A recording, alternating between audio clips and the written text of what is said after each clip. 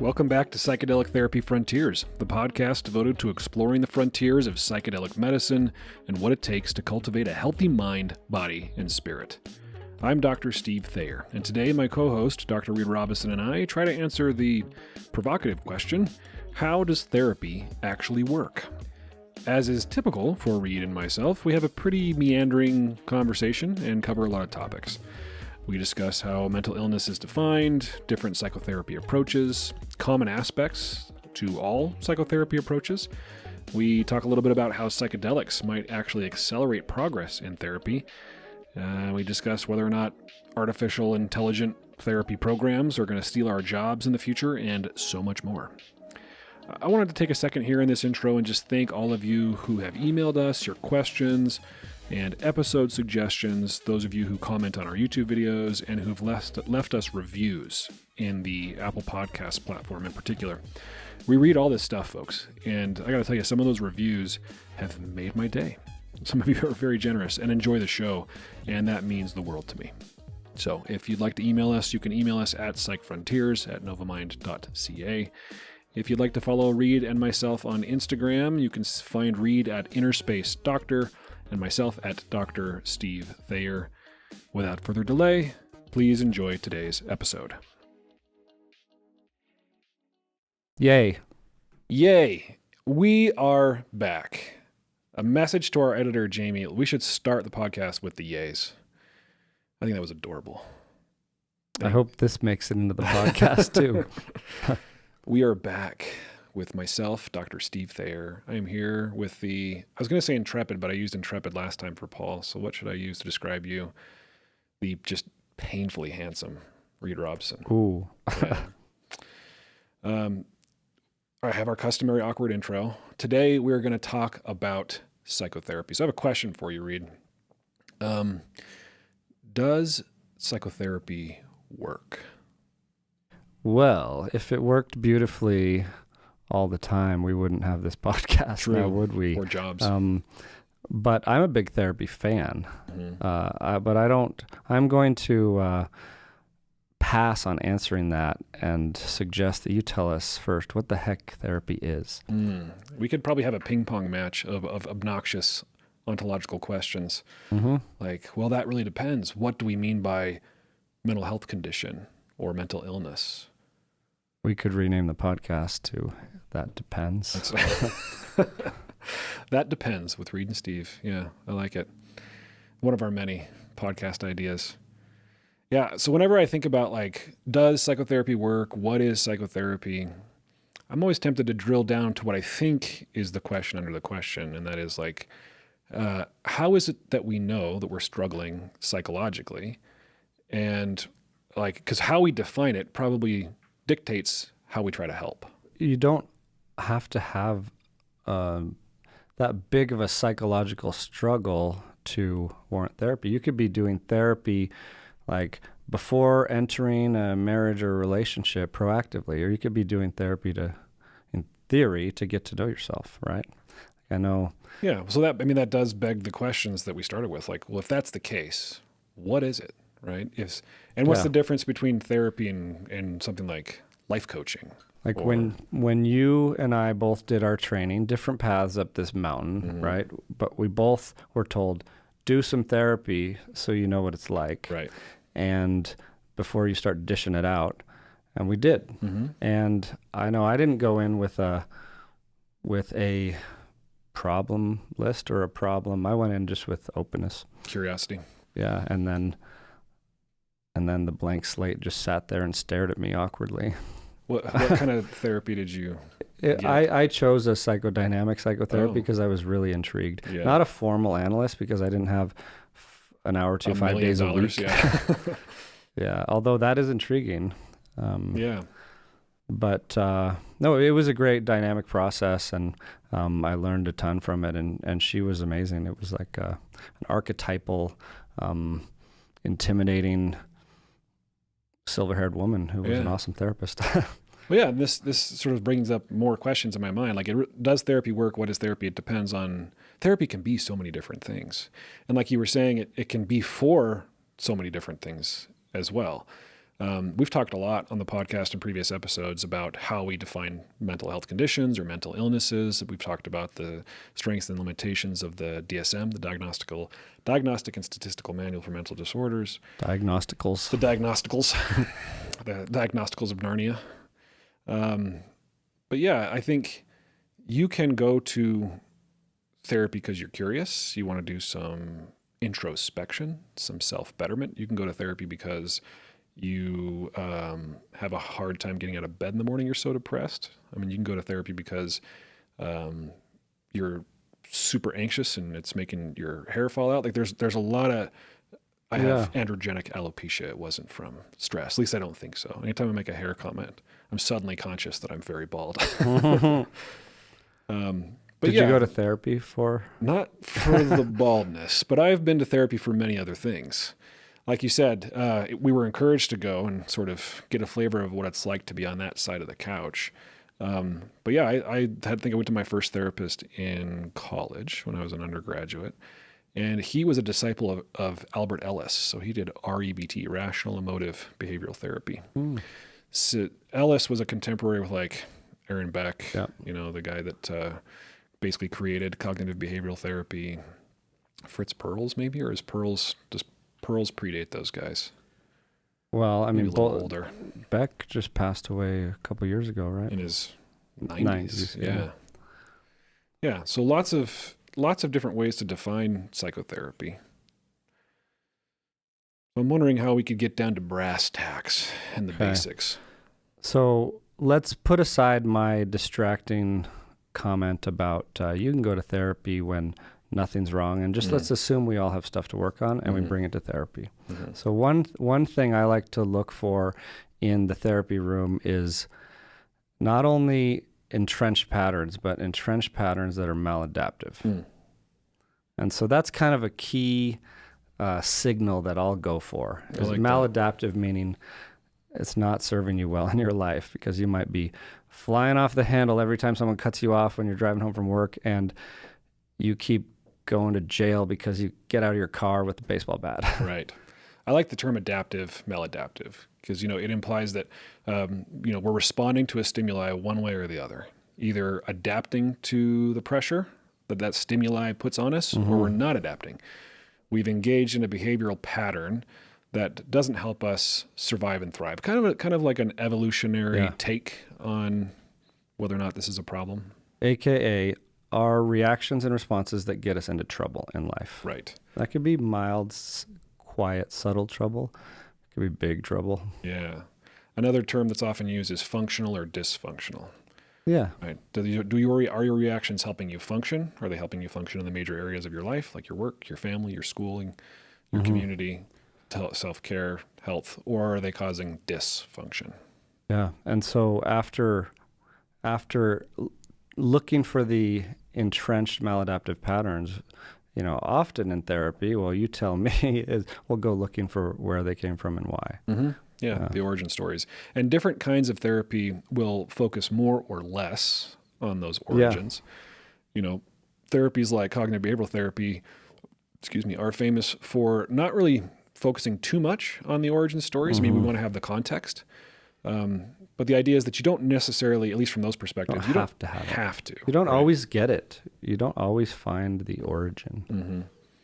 Whereas something like psychoanalysis, you're working on those origins and trying to heal from that place, so that whatever's going on now, the entrenched maladaptive thinking patterns, behavioral patterns, feeling patterns, sort of fix themselves once you fix it from the starting block. And it reminds me of that saying that we've used on the podcast before and probably said we want to make a shirt out of it, is when it's hysterical, it's historical, meaning your responses, these deeply entrenched patterns that are maladaptive and cause a response that gets you into trouble. If it's a big response, a big reaction, a hysterical one, then there's a pretty good chance it dates back to your childhood or some early life event or events that entrenched itself as a pattern. Right. Yeah. So therapy, like following that thread, therapy is a relationship that you engage in with a trained professional who will provide you certain basic things meaning things like compassion, listening, non-judgment, empathy, confidentiality, a plan, a structure, some predictability, some consistency, right? A lot of these things that you wouldn't get by default talking to just anybody else. And so they're going to provide you that container, and within that container, you can do some exploring of the past, and then you can work directly on these patterns. Mm-hmm. That's sort of the off the top of my head definition of what a therapeutic relationship might be. And the relationship piece, I think, is key, because it's that whole idea that we may need to tease apart in this episode of transference and countertransference. But putting that aside for a moment is, like, a lot of the time in therapy, we're not just talking about the patterns and the responses, but we're especially looking for ways they show up in the interaction. Like, if someone gets triggered in the therapy room, that's ripe for here and now work, or that is a lot easier to work with than just remembering something from a week or a year ago. Right. And, we didn't intend for this episode to be a master class on every therapeutic approach that's out there, because there are hundreds. Please no. But I think a lot of them will take advantage of these, what you call the here and now interactions and the transference or countertransference to help a person. Because, another way to think of the therapy relationship is a laboratory. It's a little social microcosm, right? And in that microcosm, you have a person who is totally committed and dedicated to you and helping you overcome your challenges, who is also a human being. So, like, I can get triggered by my clients. But, we've structured and we've been trained to structure the relationship such that we can identify those triggers in ourselves and put them aside or use them as tools, right? If this client is annoying me, it's quite possible that they have that effect on other people in their lives. Yeah. And it might have something to do with why their relationships aren't super good or they feel rejected. So you can use that data. You can use yourself as a tool, as a therapist, with great caution and attention paid towards not getting yourself in the way of the therapeutic process, right? Or projecting your own shit. Right. Exactly. Yeah. I had one of my supervisors in graduate school said, Steve, if you want to be a good therapist, you have to take care of your own shit first. And by take care of, he didn't mean like you have to become a fully actualized Ubermensch, like you don't have to be a perfect person, but you have to develop a type and a level of awareness so that you can tell. You can tell if an emotional trigger in yourself is your stuff, or is it like we were talking about, something that would be a reasonable reaction that anyone in that person's life would have, and then you can use it as sort of an emotional tuning fork. Like, oh, this person's giving off a frequency that they probably give off a lot in their life. Let me help them develop awareness around that. Let me help them then make some changes around that pattern. Yeah, no, I like that, and it reminds me of one of the most common signposts of transference that I'll look for or that I guess I've encountered in these therapy dialogues, is when a client is relying on you as a therapist to fix something in their lives. It reminds me of, like, in childhood, kids often, in the earlier stages especially, don't solve their own problems. They'll turn to mom and dad and to help them fix it or tell them how, even if they could figure it out on their own. And if a client is relying on you and you have that transference elicit something in you, you can be like, they're looking to me as the grown-up to fix something. And then the don't get in the way part is don't just reactively jump in and fix it like you might with your little kids. Yeah, and it is something that, like we were saying, requires a lot of self-awareness as a helper, because maybe you were drawn to this work because you like helping people, or you were put in a helping role when you were a kid. Yeah. So you might feel this drive to jump in and sort of help them, fix them, rescue them. And that's what we were talking about here. When you need to know the difference between your stuff and what's being evoked by the client's stuff, because you could then, actually do some harm, or at least not be very helpful. If you give in to that, emotionally immature defense mechanism or a maladaptive pattern of them just wanting people to come rescue them by trying to rescue them. Should I stay or should I go? Tell me. Right. Yeah, that's a tricky part, because you do have a lot of clients show up, say they're in a relationship quagmire, and say you have an opinion, a strong one. Yeah. What do you do with that? Right. Well, yeah, and you know, some of that depends on the type of therapy you're doing. I've certainly had mentors and supervisors say, never render an opinion. I've had supervisors say, ever, never ask a question. In and out of therapy. Right. Yeah.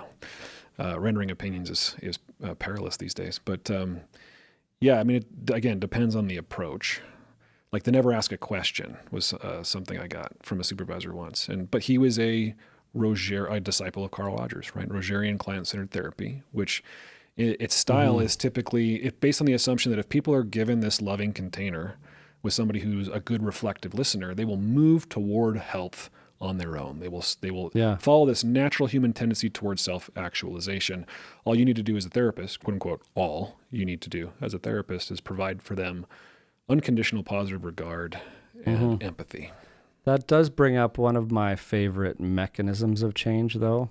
And I do like to put aside the alphabet soup of flavors of therapy and try to look for the common themes or the underlying mechanisms of how they work. And one of them that's really stood out to me as one of the top few most important and useful is the corrective emotional experience. And it, a lot like you said in that loving container, or you have someone there who's helping you figure it out instead of bolting or reacting in a maladaptive way to you or jumping in and fixing everything so you don't have to. Yeah, maybe we can give our listeners an example of a corrective emotional experience. This is one of the things we love about psychedelic-assisted psychotherapy, by the way, which we can meander into that topic, is its ability to provide powerful corrective emotional experiences. But yeah, what might be a good example of a corrective emotional experience for somebody in therapy? You're scared to share something that you find very shameful with your therapist, because when you share it with your mom, she jumps on it. And you get shamed, maybe. Yeah, and criticizes you. But then when you bring it up, you muster up the courage to bring it up in that safe container therapy room, and they don't react negatively, they actually hold it in love. That's a corrective emotional experience. And you're laying down these new neuronal pathways of healing. And it might take a few of those, but I can tell you there's nothing like the presence of a supportive other to help you heal some of these deep wounds of trauma, shame, and things of the past. Yeah. Yeah.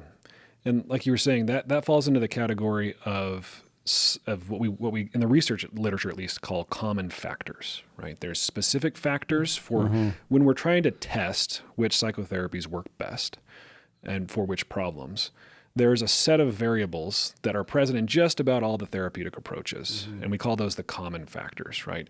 And having a empathic listener is one of those common factors. You'd be hard-pressed to find a therapy that doesn't involve some degree of empathic reflective listening. And then having a corrective emotional experience is also pretty much universal, regardless of what kind of, at least it's on the menu. It's one of the things you're trying to help a person experience, regardless of which alphabet soup combination you tend to practice. And when I did emotion-focused therapy training with Les Greenberg, that was one of the key tools of, one of the two ways of transforming emotion with emotion was through corrective emotional experiences. And because there's this interpersonal soothing, because it corrects these tightly held false pathogenic beliefs like, oh, I thought they were going to throw me out of the room when I shared that. And they didn't. And they actually still care about me. One of the things I really like about that therapy, EFT and IFS, is its internal family systems, IFS, it provides not only interpersonal, what did you call it? Interpersonal healing, soothing, neurobiology. Yeah. Well, it also causes intrapersonal soothing, right? Yeah. You have within the self, you have different parts. In EFT, you have usually it's 2-chair work. You go back and forth between chairs where you represent parts of you that have this relationship internally, and then you sort of navigate collaboration instead of conflict within your parts, and sometimes in relationship to important people in your life. Right. Yeah. It's either living people, but sometimes it can be really powerful for people who are no longer in your life, but you still carry them. You have this archetype or a representation of them that you carry around with you, like with your parents, for example. Yeah, unresolved grief that's complicated. Yeah. So that many roads lead to this realm of corrective emotional experience. Other common factors are things like the working alliance. How much do you trust your therapist, and how much do you feel like that you and your therapist are working toward a goal that you've both agreed to? Yeah. And how effective do you think the conversations that you're having, the interventions that the therapist is recommending, how effective do you believe they are? We even have measures to measure these kinds of things in psychotherapy outcome research, like the working alliance inventory is probably one of the most common ones. And this highlights for me one of the kind of theories I like of how the human mind works that helps in the therapy room, in psychedelic therapy as well, is that we're prediction machines, that we have these, what you could call a hierarchical coding mechanism in our heads that tries to predict what's going to happen out there in this world of uncertainty and takes in sensory inputs, bottom up, assigns this hierarchy of predictions. And when you have a corrective experience, you were expecting something to happen, something else, that didn't happen, something else did, especially if it's like a soothing, internally soothing, interpersonally soothing, corrective experience, then you start to rewire that pathway so you can not predict that the world is going to hurt you every time. Right. Yeah. And like you mentioned, it can take a while for that software program to get updated and changed. Another way to describe this process is it's learning, right? We had come to some conclusions based on, the way we were treated when we were young, some salient, perhaps traumatic experiences we had early on in life, and we've developed this expectation, like you were saying, of the world. And then when you're given data that doesn't jive with that expectation, you can then update, like you were saying. And to me, that's, it's a one way of describing how human beings can learn. Yeah. So a corrective emotional experience is a learning experience. Mm-hmm. And there's a lot of ways we teach in therapy, but it goes by many terms, I guess. And looking at it through Pavlov's lens of extinction, or, if you remember, if for anyone who's had psychology classes back to Psych 101, the Pavlovian dogs and the bell making them salivate. If you just stop ringing the bell, that pattern of hear bell, saliva occurs, that pattern will start to fade gradually, or it could be kind of replaced with a different response, but learning occurs. Mm-hmm. Yeah, and we have entire therapeutic approaches based on these principles of learning, on operant and classical conditioning. Yeah.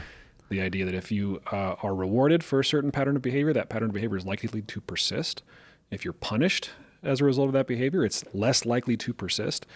It's not so cut and dry, but it's cut and dry for some things. Like if you've ever trained a dog or a small human, a child, they respond to these interventions, these learning strategies. And let's look at combat-related PTSD as an example. You have someone who's, say, lost a limb in the service in a war, and every time they hear a loud noise, it lights off the amygdala alarms, thinking you're back there and there's an explosion and you're not safe. But if you can use that extinction, like you were saying, to elicit a response or get triggered a little bit manageably on purpose in a safe, supportive environment, then all of a sudden your cortex and your amygdala can kind of reintegrate and learn that it's safe, even though there was a loud noise. Right. Yeah. So back, I guess we sort of answered the question, but does therapy work? Yes, for some people, some of the time, for certain conditions, in some ways. And the example you gave is a great example of how therapy can, quote unquote, work. It can change that conditioned relationship in your mind. And, the research we mention on here often, MAPS's phase 3 data now that's coming out. Yeah, they released half of it so far. Yeah. But at least the phase 2 data was really, really promising with respect to MDMA-assisted therapy for PTSD in providing those corrective emotional experiences, because they're escorting these trauma survivors into their trauma, right? Into the memory of their trauma. And they're able to sit with it in a activated state. So instead of what they would normally feel, right, this central nervous system activation, panic, fear, flashbacks, they can be with it in the MDMA state, the more loving state, I remember hearing Rick Doblin talk about what, it's rudimentary, but it's probably generally what's happening in the brain, they think, with MDMA, where calms down the amygdala, that sort of fear center. Yeah. It increases connectivity between the prefrontal cortex and the hippocampal regions. So you're getting better memory retrieval and better learning as a result of memory retrieval, and increases activity in the prefrontal cortex. So you can make more rational sense of what's going on. And your mind is awash with all the great fun neurotransmitters like oxytocin, dopamine, serotonin. No, I think that's a really good point, because when you're looking at deeply entrenched maladaptive patterns, I think there are two main ways to address them. And extinction isn't the most effective, like the quickest way to do it. It takes time to relearn those, whereas the other path, you could call like memory reconsolidation. It's more of how MDMA-assisted psychotherapy is working. You've got the trigger, you've got the response, you've got this awareness of the situation, that it's safe, and you have a window of opportunity to work in to lay down the new memory tracks or reconnect those disconnected pathways of safety. And we don't want to overstate these results either. Like this is not, you take an MDMA pill, have a trip for 10 hours, and congratulations, you're cured. This is in the context of, in case people who don't know, this is in the context of 40 plus hours of psychotherapy, at least 2, maybe 3 medicine sessions. Yeah, 3 in the Ptsd studies. Right. And, you hear, at least I heard some anecdotal reports from the therapists who have run these trials, that a lot of these people struggled hard in between sessions. They required a lot of support. You can almost predict, like we get asked a lot about psychedelics, obviously, and you can almost predict who's going to have a difficult experience versus whose is less likely to be so. Because if you've had decades of really, tragically unfair, traumatic things happening, there's the very good chance that stuff is going to come to the surface during psychedelic experiences, including MDMA-assisted psychotherapy. And that's why we do it, to work with it. But that's also why it's really important to pay attention to those set and setting factors and the preparation phase and what happens next. Yeah, and it's why we take psychedelic use so seriously. Because certainly there are good arguments to be made about the free consciousness movement and being able to alter your consciousness if you want to, without permission from, the big brother or the government or whatever. But you can wander into this territory ill-prepared. Territory of psychedelic medicine, psychedelic substances, and it can stir a lot of those things up that you're talking about, and can be really, really destabilizing. So, using these powerful tools in the context of a trained professional, a very supportive environment, something we are constantly advocating for. I just have this urge to debate everything you say, even though I totally agree with it. Just because play the devil's advocate. No, I'm just thinking of.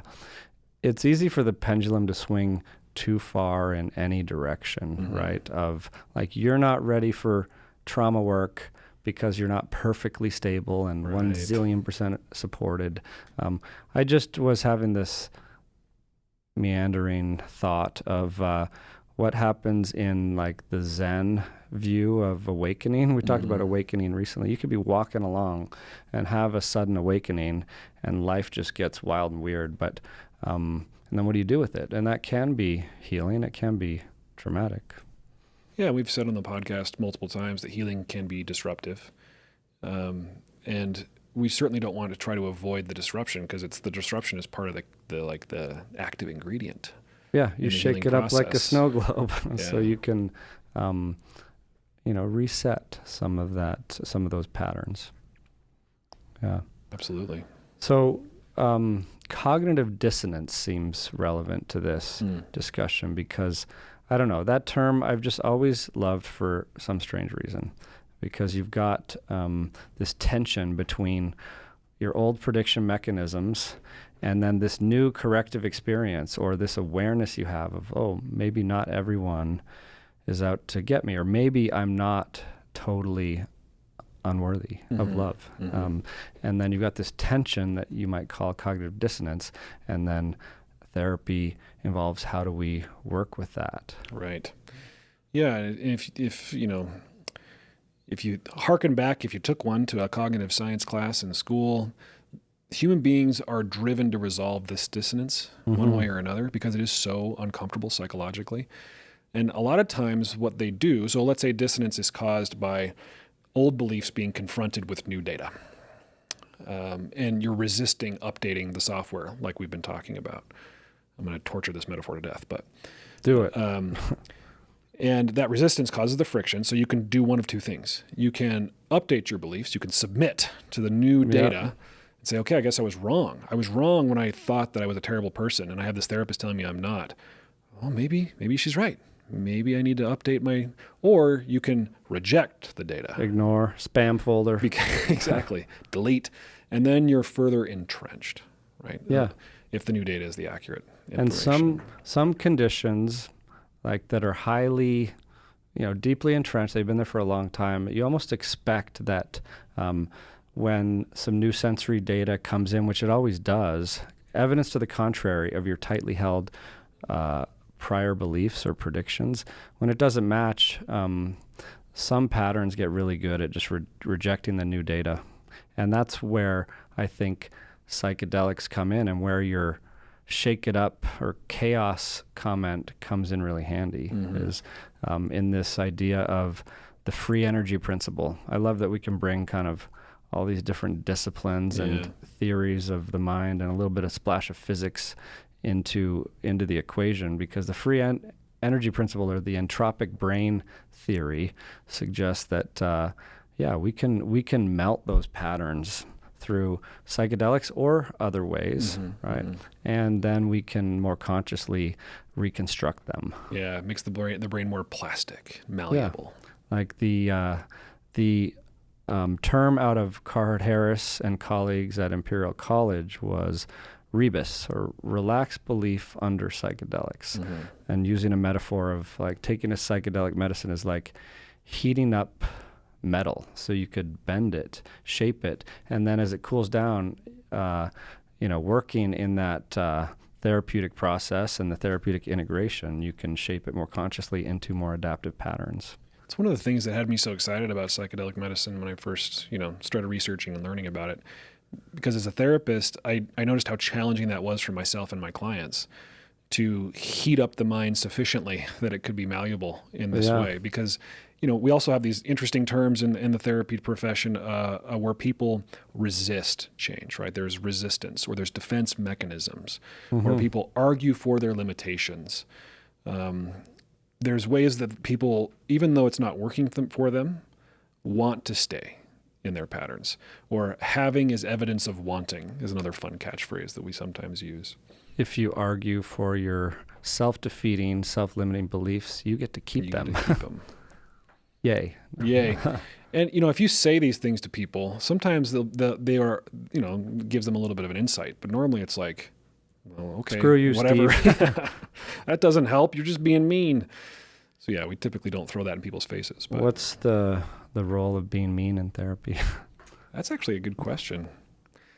There's this fun, I think it's fun at least, maybe because I'm mean, but this fun intervention called the Paradoxical Intention, where, let's say somebody, I'm trying to give a good example of this, somebody says, yeah, I'm not a very impressive person.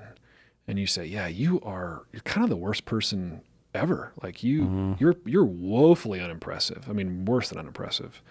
And most people kind of catch on to what you're doing, but it's like, no, well, I mean, I'm bad, but I'm not that bad. And then they sort of back off from the extreme thinking a little bit. That could be mean, I guess. Yeah. I remember the first time I saw that in action in EFT chair work, some of the advanced moves, like taking people into the gutter to retrieve the deep and rooted shame and play it out, work with it. You don't want to finish that chair exercise or leave it unfinished. In the middle of it, yeah. Yeah, that's like open psychological surgery that you need to wind down and get to the corrective healing side of the coin. Right. Yeah. I think sometimes, I really loved your question about being mean, because, depending on the culture you grow up in, there are different expectations around niceness and politeness. Like, oh, we don't say those things. We don't actually tell the truth to each other. How are you feeling? Oh, fine. Like, oh, you look great. Or there's varying degrees to which we are painfully honest with one another. And a lot of people like therapy because their therapists are sort of brutally honest with them. Yeah. Not that I love Dr. Phil, but he had this, because I don't actually, but he had this fun catchphrase like, how's that working for you? People would say, well, this and this, and there's a lot of complaining, and okay, well, how's that working for you? And it's like cold water in the face. It's like, oh, it's not working for me, actually. Yeah, you don't want to beat around the bush or contribute to someone staying stuck, for sure. And we do have to check that our own people-pleasing, our own tendency to be over-agreeable, especially in therapy. Because I've heard time and time again how clients, I really rely on my therapist to tell it like it is, or like to tell me the truth. And that is, like we were saying last time, one of the greatest gifts we can give another human is to be truthful. Right.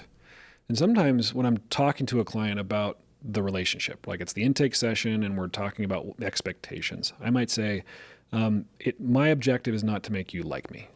My objective is not to be your buddy. You'll probably tell me things you'll never tell anybody else. And I'll probably say things to you that you will never hear anybody else say to you. And sometimes they're going to not feel good. But remember, the objective isn't to make you feel good, right? Sometimes I'll say, I don't want you to feel better. I want you to feel better. I want you to learn how to feel in a better, more efficient, more healthy way. Yeah. Fun, again, more fun catchphrases. But yeah, it usually it just sets the stage for a different kind of interaction, a different kind of relationship. Because sometimes, pretty often, you do have to feel worse in some ways before you feel better. You've got to bring the stuff up to be able to work with it, or the only way out is through. Right. Yeah. I mean, avoidance is at the root of a lot of what makes us suffer perpetually. All the entrenchment you were talking about is because of, for one reason or another, and we all do it, I know I certainly do, is attributable to our tendency to avoid what is hard, avoid what is difficult. And so when in the skills department, I think another common theme I'm seeing, at least in the therapies I like, is the learning how to self-observe and learning to be self-aware, learning to stay present with the discomfort. Because how are you going to do this work of extinction or memory reconsolidation otherwise, even with the presence of a supportive other therapist? Right. And some therapies are structured more around trying to occasion insight, self-knowledge, like you're talking about, or insight. And based on the idea that if with insight, a person will then make changes, like with a greater self-knowledge, they are then better equipped to make changes. Yeah. And then there are other theories of change or therapeutic approaches that would say insight's actually not as important as just better conditioning. But like most things in the world, I think the truth lies somewhere in between. I think most effective therapies are going to involve, certain types of insight. It's going to promote certain types of insight. It's going to have corrective emotional experiences like you talked about. It's going to have those other common factors that we discussed, the safe container of being seen, being heard, being understood, being validated. Because if you look at the more modern mindfulness-based therapies. Yeah, the so-called third wave psychotherapies. I mean, if you go way back to Viktor Frankl's writings on logotherapy. Yeah, like between stimulus and response, that's your chance to decide how you act. And you do have to bring some awareness or put some space in there, or else you're reacting automatically based on your patterns. Yeah. I like that way of conceptualizing change in psychotherapy. Like, you can think of therapy in that way as like physical therapy. Sometimes I like to make the comparison to physical therapy. Yeah, it's practice. You're moving an injured joint through range of motion.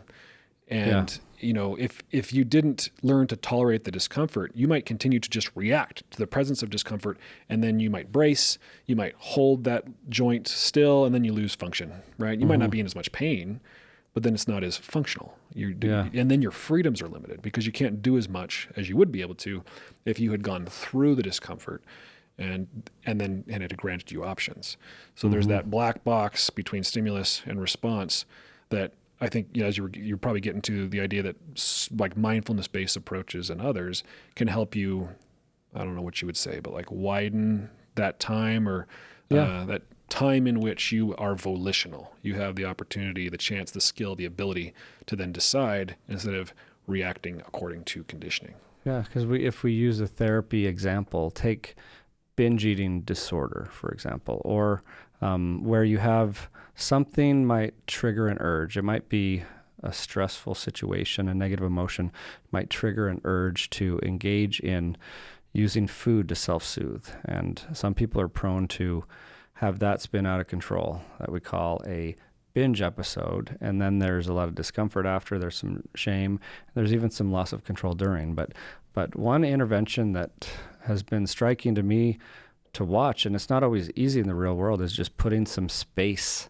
in between stimulus and when you respond. Even and when you respond, even if it means setting a timer and say, for the next 5 minutes, I am not, whatever happens, I am not starting a binge episode. And then that gives you a little time to go phone a friend, go down your list of other paths. Right. Yeah, and that sort of trots into the world of habit change, right? And all this stuff is a giant Venn diagram where it all overlaps. Right? We're just jumping around the Venn circles. Yeah. It's what happens when you've spent years packing a lot of stuff in your brain, and then it just sort of is leaking out in random ways. But that's another name for the podcast. Leaky brain, maybe. But yeah, it's you're changing the relationship between the cue and the behavior, right? So you've got this, in the case of binge eating, maybe it's an emotional cue, or maybe it's an environmental cue. This is the same for addiction, the same for most habits, right? Lots of good books on habits. One I really like is called Atomic Habit by James Clear. Yeah, that's a good one. Another one, The Power of Habit by Charles Duhigg. Two non-mental health professionals who just wrote really good books about habit.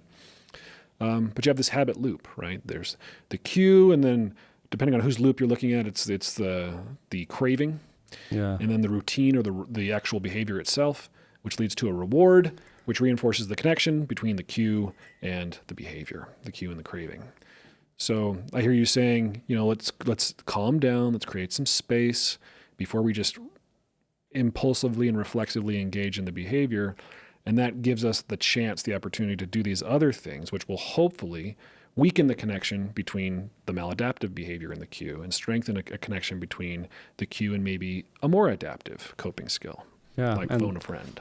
And the frequency and severity of the pattern and how maladaptive it really is helps determine the level of intervention needed, right? I mean, this all may sound obvious, but I would just like, even for my own purposes, to like walk through it out loud, taking another example of, say, bulimia nervosa. I know I'm using eating disorder examples here because that's a field I tend to focus on a lot, is bulimia nervosa, where there's binge purge cycles. And if someone is binging and purging multiple times a day, and to the point where even their laboratory values might be thrown off, potassium out of whack or something like that. Sometimes an intervention, a big corrective emotional experience intervention is needed, or someone might need to go into a treatment center for a few weeks where you can't engage in those patterns because you're surrounded by environmental supports and the supportive presence of others. So that pattern can go down a few notches with extinction and reconsolidation. And then you can reintegrate back into your own environment where those triggers were previously too much for you to handle on your own. I'm glad you're bringing up those examples because, when you talk about habit change, you can talk about things that seem so, what would be the right word? Like not as serious. I can't think of a fancy word, but like not as serious, meaning, Like New Year's resolutions. Yeah, like I've got this bad habit around not exercising or whatever. Between that and something like an opiate addiction or an eating disorder, where you might need to go into a center like you're describing more than once. These are, you called them intractable earlier. And that's a good word to describe some of these problems. There's nothing weak about that one bit. Like that's a courageous act, because you know what? Like we all are in this same kind of habit loop together, where sometimes you just can't think yourself out of it. Right. And the difference is just that some of those patterns and maladaptive responses were just more dangerous that showed up in someone's life for whatever reason. It makes me wonder, because I'm not very familiar with the research, it makes me wonder about what is ibogaine doing? When people go into New Mexico and they're getting ibogaine treatment for some of the most intractable patterns that people can have, like an opiate addiction or alcoholism, what's it doing that helps, that gives it so like this promising efficacy in helping people break these patterns? I could try to comment on the what, not so much the why. Yeah. But I remember when I started working with ayahuasca in the jungle, there was a good friend who was really well versed in iboga, who had traveled and spent a lot of time with the Dwiti tribes and sat in on a lot of indigenous use and ceremonial use of that. And I was just asking him and a number of others their experience of how did ibogaine or iboga feel versus ayahuasca. And first of all, ayahuasca is more often thought to help you move stuck emotions, and there's a lot of overlap on these Venn circles as well. And then ibogaine or iboga is more likely to show you your patterns, like give you a view of them and then change them. And it happens to kick the cravings out of people on things like opiates and nicotine. Kick the cravings out. That's just so interesting. Yeah. I can't wait for more research on this, because I had speaking to somebody who had one of those ibogaine experiences, and she described it as like defragging. We used to have to defrag our computers, remember that? Like run a defragmentation program. And she was like, it literally felt like it was scanning the lines of code one by one, and it would find something that was a broken line of code and deleting it. And it just, these really fun like metaphors and visions and experiences on stuff like ayahuasca and ibogaine. Machine elves defragging your brain. Yeah, who wouldn't want that? I certainly do. I don't know. The machine elf thing still creeps me out a little bit. I mean, like just the term. You mean machine elf isn't a lovely term that inspires like sugar plum fairies? No, it is kind of terrifying, right? I'm thinking of like a steampunk Lord of the Rings. I don't know that I would love an encounter with the machine elves. But in people's experiences, they do show up in a number of ways. They're often called entities, or it could be like a psycho-spiritual entity or being. Yeah, this is where we kind of wander into some really fun territory, the transpersonal territory, and kind of the speculative territory. Like what is it that we are experiencing, especially when there are some common experiences. This entity experience is really common on DMT containing psychedelics. And it's often, they're often at the periphery. They often have sort of a playful feminine energy. Like there are these fun commonalities that we see in these experiences. Like, what is it? What are we accessing, if anything? Oh, it's fascinating. The commonalities, like you said, and the varieties of the psychedelic experience in general, seeing the patterns or signatures that each type of medicine has, like whether you're doing geometry, doing a psilocybin dosing session or an ayahuasca journey or iboga. They're distinct but overlapping, like we saw in that research that compared LSD and psilocybin, and people weren't that good at telling them apart. Yeah, distinct but overlapping. And, to tie it back into our just general therapy conversation, you could say the same thing about a lot of psychotherapeutic approaches. There are things that make them distinct, and those things maybe make them certain ones better for certain conditions than others. Like, OCD and phobias tend to respond pretty well to exposure and response prevention, or just, on the sort of conditioning behavioral approaches as opposed to insight-oriented therapies. I know plenty of people with OCD who have tremendous insight into the fact that their obsessions and compulsions are irrational, for example. But knowing that they're irrational often does nothing to help you change those patterns. It's more that corrective emotional experience that you get by exposing yourself to the condition that you're afraid of, and then enough times, frequently enough, to update your brain like, hey, you actually, your mother's back doesn't shatter when you step on a crack. Like, let's step on some cracks and we'll call mom. We need to change this. And it's not I through, like that. not until repeated exposure does those things update. So yeah, certain approaches work better for certain kinds of problems.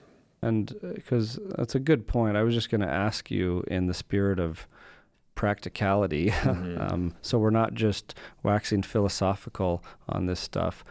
What do you tell people when they ask about how to find the right therapist? Yeah. Oh my gosh. And I get that question probably every week.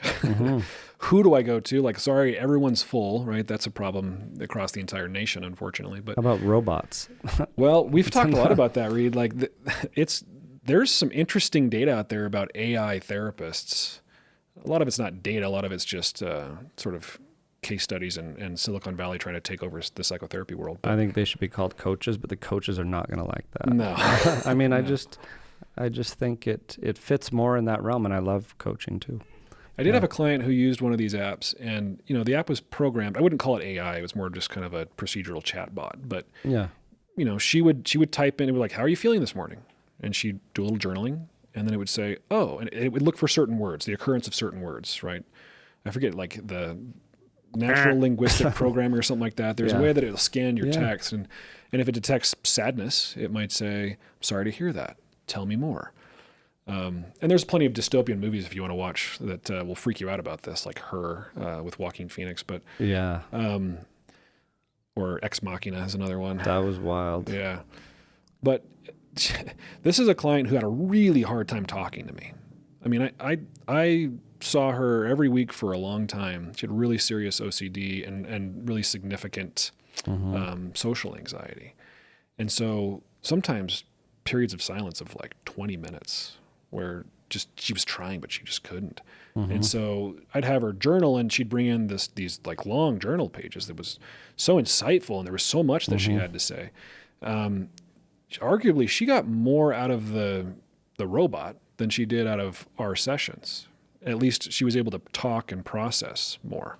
The combination of the two helped a lot. Like, she'd bring in her insights, and we'd go through them. But I'm a big fan of that approach. Like, we talk about this a lot with our clinicians in clinics is why don't we do more CBT-I for insomnia, an evidence-based approach that's not a medication intervention when we're dishing out all these meds. Kind of a pet peeve of mine, but it's hard to find someone who's just going to give you CBT for insomnia in a structured way routinely when there's a therapist shortage and all this alphabet soup of therapies to learn and navigate as a client or as a therapist. So I like having these approaches where it can be either manualized in a workbook or in an app, and you have your skilled supportive psychotherapist and you have a coach. Yeah. Why not?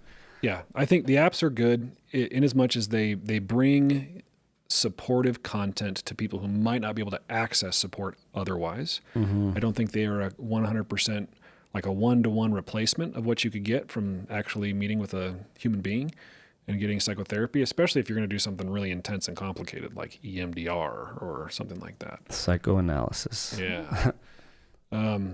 Like chess. But your question was like, how would I answer that question? Like, that people often ask, how do I find the right therapist? How do I know who might the right therapist for me is? The grammar of that sentence fell apart. But, good. Yeah. But like, I think honestly, it's really hard to predict. There are certain factors, like when we've studied this, that people are generally more comfortable with, and this is a generalization, but generally more comfortable with people of the same gender, similar background, or at least gender identity, similar backgrounds, especially if your background is one of a minority in whatever culture that you're in, because they tend to feel like there might be a shared understanding of this person. They get me. Yeah. And they get me is something you really want to feel when you're with a therapist. Yeah, it takes a lot of that hopelessness out of the equation. Right. So that's something to think about. A lot of we therapists have just profiles online nowadays. You can even see reviews for therapists, but read those with a grain of salt. And then finances is always often a really, really big challenge for people. So sometimes we're limited to people, if we have insurance, who are on, in America at least, on our insurance panel. I think you can overthink the question too much as well as a risk, and you can bypass the work by jumping from one therapist to the next. That's something I've seen way too many times. I say, when you embark on a course of therapy, commit to yourself that unless there's XYZ huge, egregious, errors in the process, then stick with it. Give it a chance of X number of sessions. Yeah. Because if you're getting your buttons pushed, that might just mean it's working. Right. Yeah. People ask me, like, how many sessions should I try? And I can throw an arbitrary number at you, but do it. Really you should have I encourage you to have at least one tense interaction with your therapist where you confront them about your concerns, like, hey, I don't think this is working or whatever, before you decide to go to somebody else, and see how they handle that. Because not every therapist will handle that well. Remember, therapists are people, and just like there are good carpenters and bad carpenters, there are good therapists and shitty therapists. Yeah. So it's not that you have to stay with your therapist because we're telling you to try to see it through, but play with it a bit. Like, give them a chance, see how they handle that, and if your trust in them builds and grows, then it's a good sign that you ought to stick with them. Yeah, I like that, and that's an approach I've almost insisted on in a number of settings where I've supervised clinicians and people are doctor or therapist shopping. Is like, put it right back into the therapy room. You two have a frank discussion about it before we're even going to consider that. Right. Yeah, and I'll say some of the best therapy outcomes I've had with clients have been after several therapeutic relationship repairs, where I've said something. I remember one client came to me and said, I was really offended when you yawned in our session. And of course, all my parts get activated. I'm thinking, well, I was tired, or do people just yawn? Like, come on, right? I'm getting a little defensive inside. But because I'm a trained therapist, damn it, I did not get defensive in the interaction, and I reacted in a very therapist type of way, and she trusted me so much more after that interaction. We were able to do a lot of really interesting work about why she felt the way she did in response to my yawn, and where else does she feel that way in her life. But if I just said, you're right, I tend to yawn, I have sleep apnea, can't promise I'm not going to yawn, you might have to find a different therapist. Or if she just had gone home and been like, he yawned, he's probably bored, he doesn't like me, and never came back, then we wouldn't have been able to experience the improvements that she experienced as a result of continuing therapy after that. A corrective emotional experience. There you go. Yeah. Yeah, so sticking with it long enough to see whether or not it's going to help is advisable. The combination of therapy and medications are things people often ask about. We're talking about, how does therapy work? Does it work? We could easily have an episode on antidepressants or psychotropic medications with the same question. One thing I will say is that most of the research suggests that the combination of the two is more effective than either one by themselves, depending on the condition. Is that your understanding too, Reid, that if it's combining the right psychotropic med with the right therapist is kind of the best? Yeah, it's always my default answer. That's an easy one. Which one should I do? Meds or therapy, or meds and therapy? It's always either start with therapy, and then if you need meds, keep the therapy going. Or if you're on meds, do meds and therapy. Is that a common, I know several psychiatrists, but is that a common belief among the psychiatrists that you roll with, start with therapy?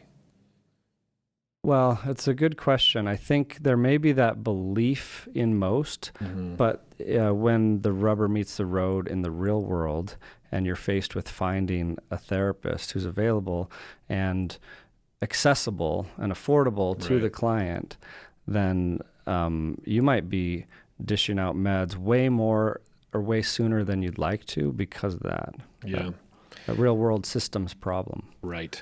Yeah, and I've noticed a pattern in some clinicians, where psychiatrists or other prescribers of psychotropic meds, if they encounter a roadblock or just the client's not making a lot of progress, then it's maybe you should try therapy.